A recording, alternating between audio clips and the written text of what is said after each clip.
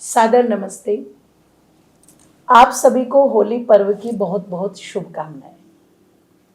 जैसा कि आप जानते हैं, भारत देश के अंदर देवताओं की मान्यता को बहुत प्रमुख स्थान दिया जाता है और वेद कहता है सूर्य देवता, चंद्रमा देवता, वातु देवता, पृथ्वी देवता, जड़ और चेतन दो प्रकार के देवता हैं जिनको 33 कोटि के अंतर्गत रखा गया है, अर्थात 33 प्रकार के देवता हैं।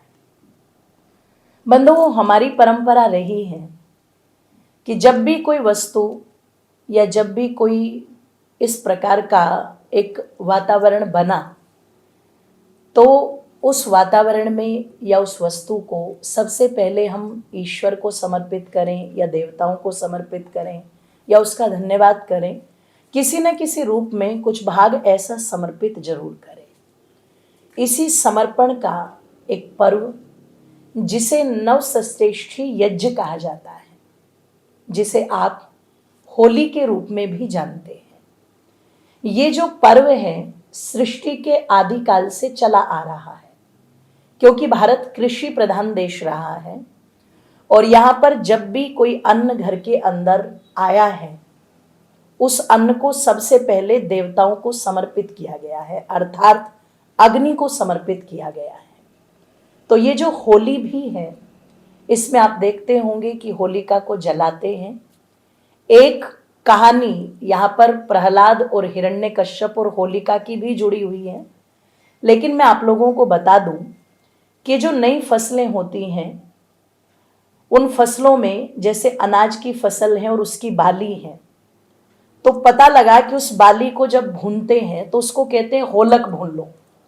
चना भूनते हैं तो उसे कहते हैं होले भून लो। तो वो जो छिलका है दाने के ऊपर, उसको संस्कृत में होलक कहा जाता है और अंदर का जो दाना है उसे प्रहलाद कहा जाता है, अर्थात जो आह्लाद जीवन में लेकर के आए।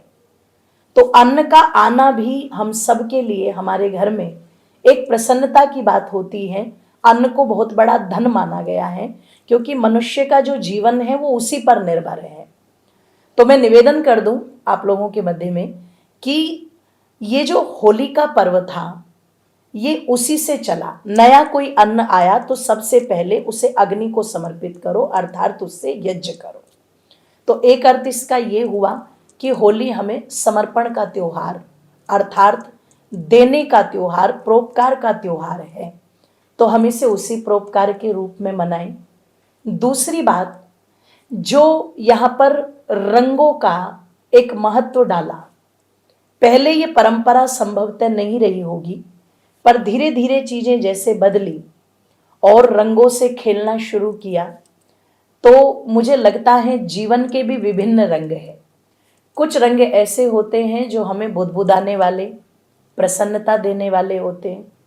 कुछ रंग ऐसे भी होते हैं जो बड़े भीभत्स होते हैं, लेकिन समझदार वही है जो बुरी चीजों को छोड़ करके, बुरे समय को भुला करके निरंतर आगे बढ़ता है। होली अर्थात जो हो गई, जो बीत गई, आगे की तरफ बढ़े। तो निश्चित हम भी अपने जीवन में बुरी बातों को भुला करके, बुराइयों को छोड़ करके हमेशा अच्छाइयों की ओर बढ़ते रहें, प्रसन्नता पूर्वक जीवन को जिएं और प्रसन्नता ही दूसरों से व्यक्त करें। इसलिए ये जो पर्व हैं ये एक दूसरे से मिलकर के खुशियां बांटने वाले, एक दूसरे के मान सम्मान को बरकरार रखने के लिए होते हैं। अपमानित करने के लिए ये पर्व नहीं होते, लड़ाई झगड़े के लिए ये पर्व नहीं होते, फूवड़ता के लिए ये पर्व नहीं होते।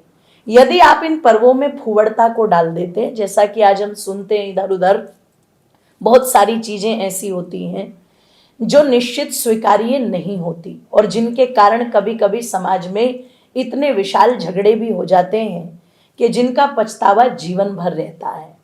ये पर्व अच्छे खान पान का पर्व है, इसलिए ऐसा कोई पदार्थ का सेवन हमें नहीं करना चाहिए, नशा आदि नहीं करना चाहिए, जिससे भी कई बार बहुत बड़े बड़े झगड़े हो जाते हैं। जिस परिवार को खुशियां मनानी थी वो परिवार या तो थानों के चक्कर काट रहा होता है या हॉस्पिटल के चक्कर काट रहा होता है।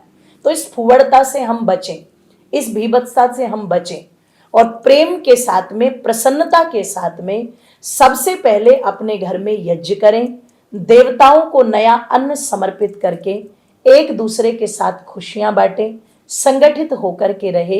यही इस होली पर्व का महत्व है और उसी महत्व के रूप में हम इसे मनाएं। आप सभी को हृदय की गहराइयों से इस नवसृष्टि यज्ञ की, होलिका पर्व की बहुत बहुत शुभकामनाएं।